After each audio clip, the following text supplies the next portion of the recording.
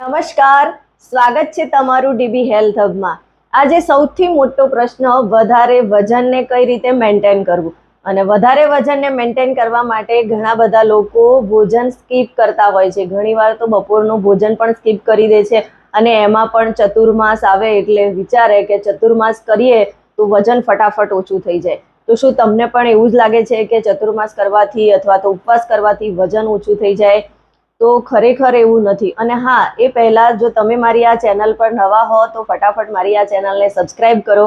અને હા, તમે મારા વિડીયોને જોવો તો છો પણ લાઈક કરવાનું અને સબસ્ક્રાઇબ કરવાનું કંઈક ભૂલી જાઓ છો, તો પ્લીઝ મારી આ ચેનલને સબસ્ક્રાઇબ કરો, લાઈક કરો, જેથી તમારો અઢળક પ્રેમ મને મળતો રહે। અને હા, લાઈક કરવું, સબસ્ક્રાઇબ કરવું બિલકુલ ફ્રી છે, તો ટેન્શન લીધા વગર તમે લાઈક અને સબસ્ક્રાઇબ કરો એવી મારી દિલથી રિક્વેસ્ટ છે।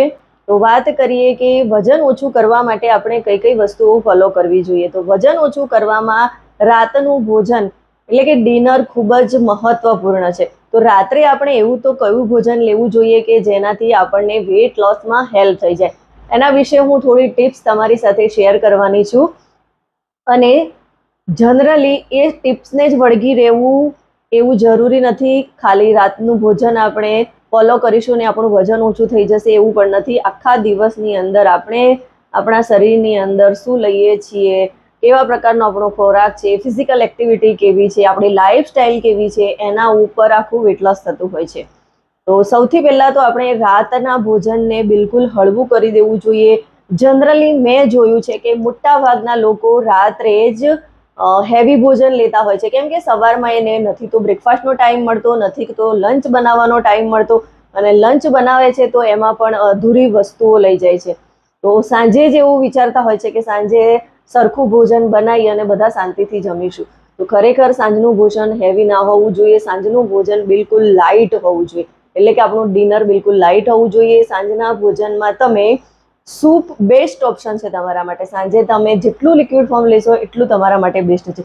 તો સાંજે તમે ટામેટા દૂધીનો સૂપ પણ લઈ શકો છો, એના સિવાય બીજા ઘણા બધા સૂપ છે। અને હા, એક વસ્તુ ખાસ કે સૂપ તમે રેડીમેડ બજારમાંથી લાવીને યુઝ ના કરો, કેમ કે પેકેટવાળા ફૂડ્સ જે સૂપના આવે છે એ આખી અલગ વસ્તુ છે, અને તમે ઘરે તમારા જ હાથથી સબ્જી, ટામેટા, દૂધી આ બધી જ વસ્તુઓ યુઝ કરીને જે સૂપ બનાવો છો એનો ટેસ્ટ કંઈક અલગ હોય છે અને એનો બેનિફિટ પણ કંઈક અલગ હોય છે।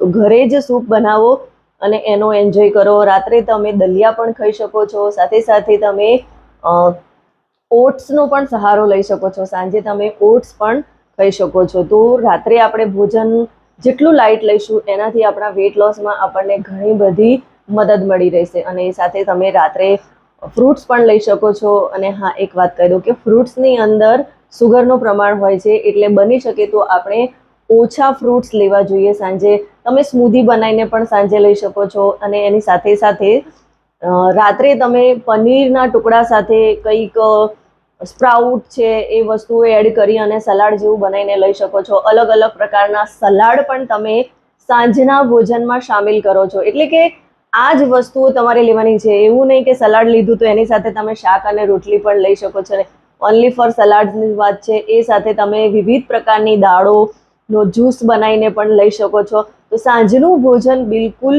હળવું અને જેટલું બને એટલું લાઇટ અને હાઈ ન્યુટ્રિશન વાળું હોવું જોઈએ, જે તમારા વેટ લોસ પ્રોસેસને ફાસ્ટ કરી દેશે, તમારું મેટાબોલિઝમ ફાસ્ટ કરી દેશે, ફેટ લોસમાં તમને ખૂબ જ સારી એવી હેલ્પ મળશે। તો સાંજના ભોજન ઉપર ખરેખર ફોકસ કરવું જોઈએ, પણ આપણે ઉલટું કરીએ છીએ। સવારનું ભોજન છોડી દઈએ છીએ અને સાંજનું ભોજન હેવી લઈએ છીએ।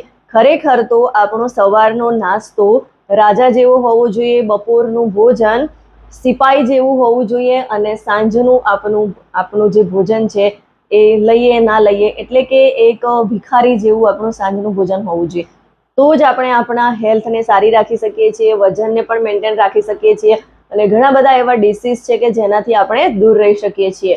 તો આપણે આ બધું જ ઉલટું કરીએ છીએ અને એના કારણે જ આપણને બધા પ્રોબ્લેમો થાય છે, વજન વધવા લાગે છે, બીજા બધા ડિસીઝ આવી જાય છે। તો આવું ના થાય એના માટે આપણે સાંજના ભોજનને ખરેખર આપણી રીતે એને ટેકલ કરવું જોઈએ। અને જો તમને આમાં કોઈ કન્ફ્યુઝન લાગતું હોય સોલ્યુશન આનું પરફેક્ટ જોઈતું હોય અને વજન ઓછું કરવા માટે તમારે શું કરવું જોઈએ એના વિશેની તમારે વિશેષ માહિતી જોઈતી હોય તો તમે મારી સાથે કોન્ટેક્ટ કરી શકો છો. મારી સાથે તમે તમારો 1-to-1 કોલ બુક કરી શકો છો, જ્યાં હું તમને ઝૂમ પર તમારા જે પ્રોબ્લેમ છે એને ડિસ્કસ કરીશ અને એનું સોલ્યુશન કે તમને કઈ રીતે વેટ લોસમાં હું મદદ કરી શકું અથવા તો બીજા કોઈ હેલ્થ ઇસ્યુમાં કઈ રીતે મદદ કરી શકું એની હું તમારી સાથે વાત કરીશ. અને સાથે સાથે ઓનલી ફોર ડાયટ જ જરૂરી નથી હોતો, સાથે સાથે ઘણી બધી એવી વસ્તુઓ હોય છે કે જે ચેન્જ કરવાની હોય છે અને દરેક પર્સનનું ડાયટ અલગ હોય છે, એટલે કે જે પણ રિઝલ્ટ હોય છે એ પર્સન ટુ પર્સન હોય છે.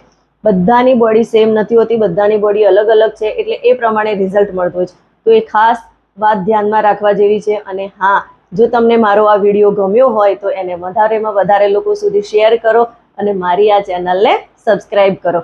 Thank you.